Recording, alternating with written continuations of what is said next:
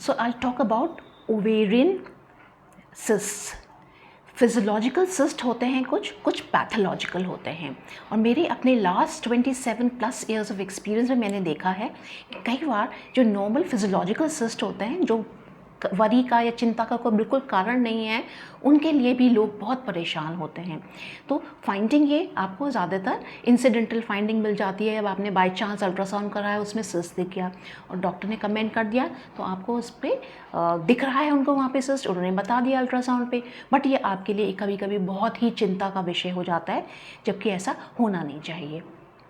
इसमें क्या होता है, जैसे कि आपने पढ़ा होगा स्कूल में मेंस्ट्रुअल साइकिल, ऐसा होता है जब आपकी साइकिल्स होती हैं, पीरियड्स हुए, माहवारी मासिक चक्र आपका हो रहा है, तो उसको हम बोलते हैं शेडिंग, अंदर की लाइनिंग जो झड़ती है उसको हम मेंस्ट्रुअल साइकिल कहा जाता है। जिस टाइम पीरियड्स आपके हो गए तब आपकी पिछली साइकिल ख़त्म होकर एक नई साइकिल की शुरुआत होती है, जो ओवरी में कुछ एग्स, अंडे, फॉलिकल्स रिक्रूट होते हैं डेवलप होने के लिए, उनका विकास शुरू हो जाता है इन एग्स का, और ये डेवलप होते हैं, बढ़ते हैं, और कुछ समय बाद अगर साइकिल रेगुलर है तो मिडिल ऑफ द साइकिल ये डोमिनेंट फॉलिकल रप्चर होता है।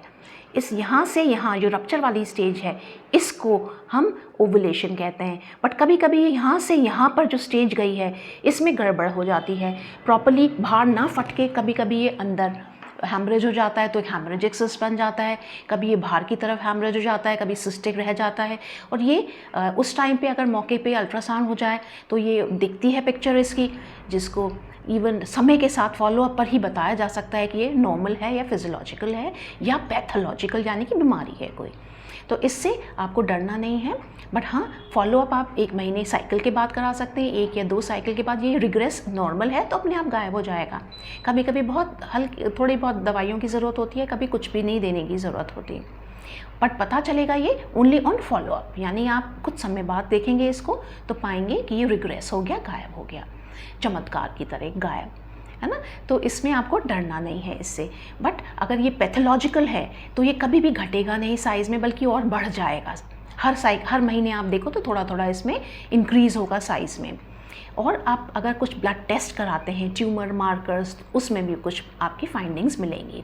तो इसके लिए आपको अपने डॉक्टर्स की ही संपर्क करना है, डॉक्टर की ही सलाह लेनी है, और अपने आप सेल्फ कुछ नहीं करना। बट केवल ये बताने की ज़रूरत है हमको कि आप परेशान ना हो, फिजियोलॉजिकल सिस्ट को देखें, फंक्शनल सिस्ट को देखें और उसको हवा ना बना लें, घबराएं ना, शांति रखें, आराम से नेक्स्ट साइकिल में फिर से एक बार रिपीट करा के देख सकते हैं। बट अगर वो और देखिए, अल्ट्रासाउंड पे बहुत अच्छे से आपके डॉक्टर पता लगा सकते हैं कि कौन सा फिजियोलॉजिकल होता है और कौन सा डाउटफुल है।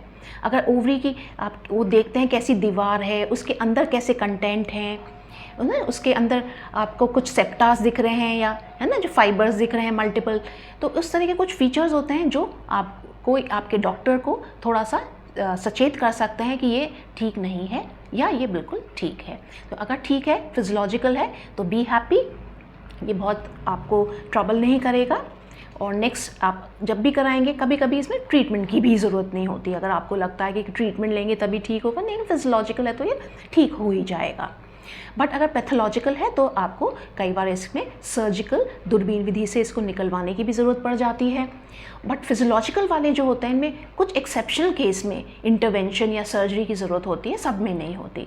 कभी कोई सिस्ट हैं जो घूम जाएँ, फट जाएँ, उसकी वजह से एक्यूट एब्डोमेन हो जाए, तो कभी या कन्फ्यूजन करते हैं ये डायग्नोस्टिक की किसी गंभीर, क्योंकि कभी ये पेट में जैसे इनका डिफरेंशियल डायग्नोसिस जिसे कहते हैं, किस चीज़ से आपको इनमें डिफरेंशिएट करना है, वो कुछ कभी कभी कुछ सीरियस चीज़ें भी होती हैं, जिसकी वजह से आपको इसको लाइटली नहीं लेना चाहिए। फॉलोअप भी कराएं, अपने डॉक्टर से संपर्क करें, अपने सोनोलॉजिस्ट से संपर्क में रहें। आई होप इससे आपको जानकारी से कुछ लाभ मिलेगा और फिजियोलॉजिकल सिस्ट से डरने और घबराने की ज़रूरत नहीं पड़ेगी आपको आगे। आई होप जो मैं प्रयास कर रही हूँ आपको समझाने का, वो आप I am able to drive it home, I hope.